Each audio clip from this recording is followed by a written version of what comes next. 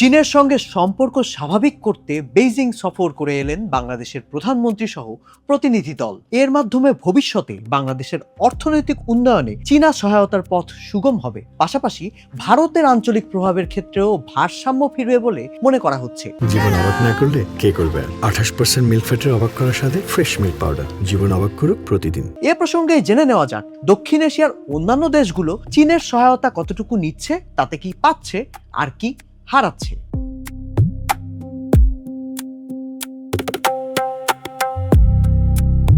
পাকিস্তান। দক্ষিণ এশিয়ায় চীনের সবচেয়ে ঘনিষ্ঠ কৌশলগত অংশীদার পাকিস্তান। উন্নত যুদ্ধবিমান, সাবমেরিন ও পরমাণু প্রযুক্তির জন্য বেইজিং এর উপর নির্ভর করে ইসলামাবাদ। তবে পাকিস্তানের মূল নির্ভরতা হলো $60 বিলিয়ন চীন পাকিস্তান অর্থনৈতিক করিডোর বা সিপিইসি প্রকল্পে। এর মাধ্যমে পাকিস্তানের গোয়াদর সমুদ্র বন্দরের সঙ্গে যুক্ত হয়েছে চীন। জ্বালানি অবকাঠামো এবং বাজেট সহায়তার জন্য চীনের কাছে পাকিস্তানের কোটি কোটি ডলারের ঋণ বকেয়া আছে।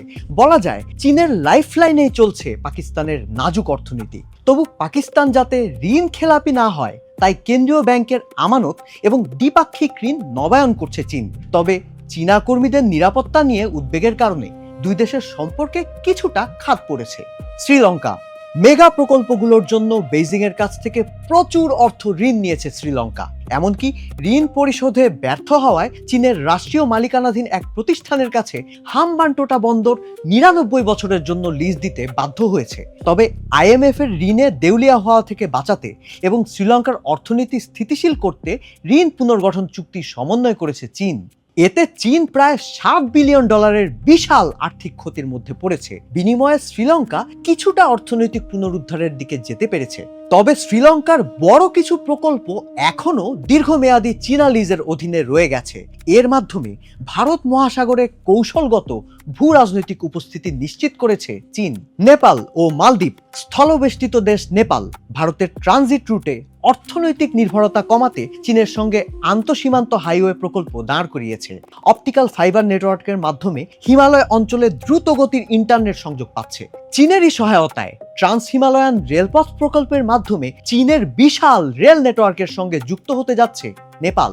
আর দ্বীপরাষ্ট্র মালদ্বীপ তার অর্থনৈতিক উন্নয়ন ত্বরান্বিত করতে চীনা পর্যটন, চীন মালদ্বীপ মৈত্রী সেতু, আবাসন প্রকল্পের মতো অবকাঠামোগত বিনিয়োগের উপর ব্যাপকভাবে নির্ভরশীল। মালদ্বীপের প্রায় $4 বিলিয়ন বিদেশি ঋণের প্রায় 1/3 চীনের কাছ থেকে পাওয়া। এই ঋণ শোধ করতে গিয়ে মালদ্বীপের রাষ্ট্রীয় বাজেটে বেশ চাপ পড়ে যায়। ভারত বরাবরই দক্ষিণ এশিয়ায় চীনা প্রভাব ঠেকাতে জোর প্রচেষ্টা চালিয়ে আসছে। কৌশলগতভাবে দূরে থাকতে চেয়েছে, কিন্তু বাস্তবতা তো আর এড়ানো সম্ভব নয়। ভারত এখনো শিল্প উপাদানের জন্য চীনের ওপর ব্যাপকভাবে নির্ভরশীল। বিশেষ করে ইলেকট্রনিক্স, ফার্মাসিউটিক্যাল, সোলার প্যানেলের উপাদান এবং উন্নত ব্যাটারি প্রসেসিং এর ক্ষেত্রে চীনের রাজত্ব এ অঞ্চলে একতরফা। চীনের সঙ্গে বন্ধুত্ব সুবিধা কি?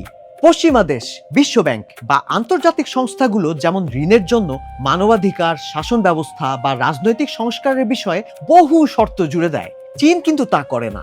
অবকাঠামো সমস্যায় ভুগছে যেসব দেশ, অর্থাৎ রাস্তা, সেতু বা বিদ্যুৎ কেন্দ্রের জন্য যাদের দ্রুত প্রচুর অর্থের প্রয়োজন, বেইজিং এর সঙ্গে হাত মেলানোটা তাদের জন্য দ্রুত কাজে আসতে পারে। কৌশলগত মিত্র পাকিস্তানের জন্য উন্নত সামরিক হার্ডওয়্যার, জাতিসংঘে কূটনৈতিক সুরক্ষা, ভারতের আঞ্চলিক আধিপত্যের বিরুদ্ধে ভারসাম্য গড়ে দিতে কাজ করে চীন। আর বাংলাদেশের মতো ছোট দেশের জন্য চীন হলো শিল্পের কাঁচামাল এবং গুরুত্বপূর্ণ যন্ত্রপাতির সুলভ এক উৎস। চীনা সহায়তার বিপদ।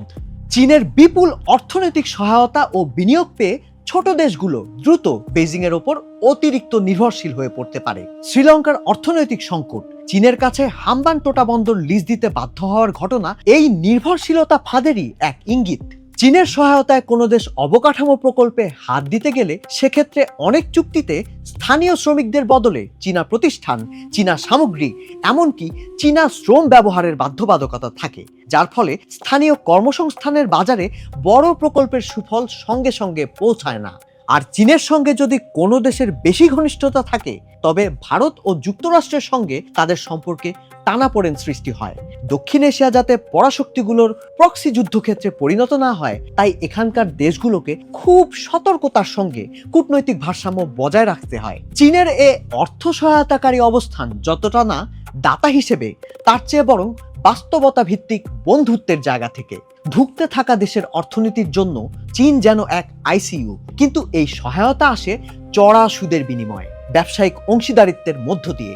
ঋণ পুনর্গঠন, শিল্প উন্নয়ন ও ভূ রাজনৈতিক পুনর্বিন্যাসের ক্ষেত্রে দক্ষিণ এশিয়া এখন এমন এক পর্যায়ে এসে পৌঁছে গেছে যেখানে চীনের সঙ্গে নির্ভরশীলতার সম্পর্ক থাকাটা অনিবার্যই বলা চলে।